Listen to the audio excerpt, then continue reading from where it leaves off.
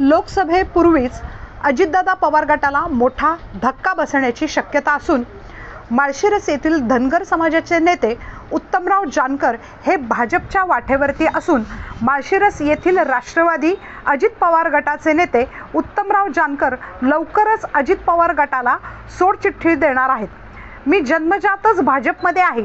मधल्या काळात काही राजकीय तडजोडीमुळे राष्ट्रवादीत गेलो असलो तरी मी भाजपच्या विचारधारेशी एकनिष्ठ असल्याचे उत्तमराव जानकर यांनी सांगितलेले असून उत्तमराव जानकर हे सोलापूर लोकसभा मतदारसंघातून भाजपकडून निवडणूक लढण्यास इच्छुक आहेत। सोलापूर लोकसभेसाठी भारतीय जनता पार्टीकडून जर मला जावं म्हणून सांगितलं किंवा त्या ठिकाणी उमेदवार म्हणून तुम्ही गेला तरी हरकत नाही, अशा पद्धतीच्या सूचना आल्या तर निश्चितपणाने त्याचा विचार करू। तुम्ही सध्या अजित पवार गटात काम करताय आणि भाजपमधून कशी मागणी भाजपमध्ये प्रवेश करणार आहात का? नाही, मी मूळ भारतीय जनता पार्टीचाच कार्यकर्ता आहे आणि गेली अनेक अगदी प्रीती जळगावकर, आमचे श्रीकांतजी कटके, मी जवळजवळ 8 लोकसभेचा भारतीय जनता पार्टीचा निवडणूक प्रचारक म्हणून आणि निवडणूक प्रमुख म्हणून त्या ठिकाणी काम केलेलं आहे।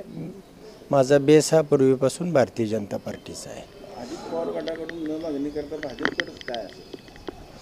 नाही, महायुतीमध्ये मी अजित पवार दादा गटाकडे होतो, परंतु आता भारतीय जनता पार्टीने जर मला सोलापूरचा उमेदवार म्हणून पाठवलं तर निश्चितपणाने भारतीय जनता पार्टीकडून मी निवडणूक लढेन। तशी मागणी कुठे केली का?